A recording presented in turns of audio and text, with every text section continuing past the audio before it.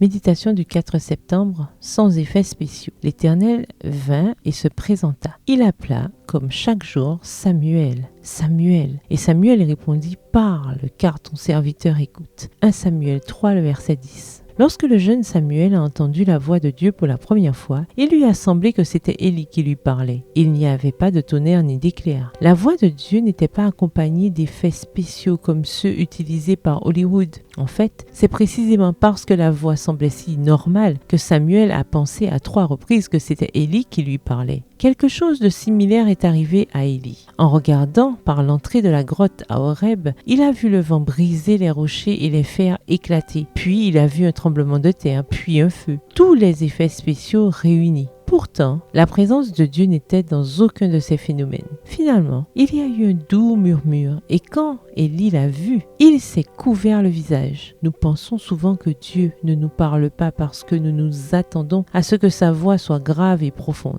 comme celle des présentateurs radio d'autrefois. Nous pensons que Dieu parle à d'autres personnes plus saintes et plus consacrées, mais pas à nous.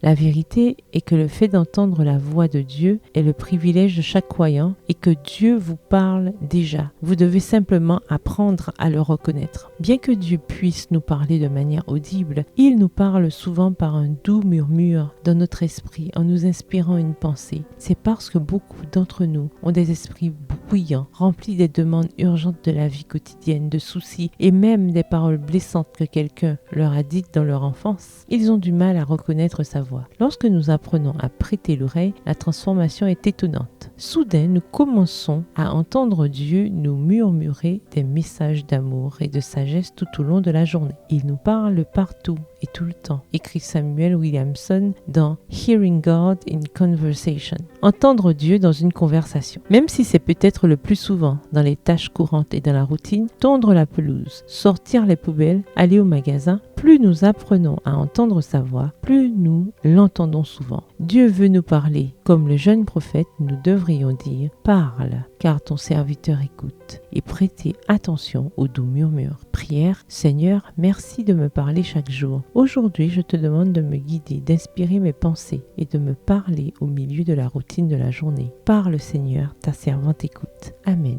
Bonne journée et que l'Éternel vous bénisse.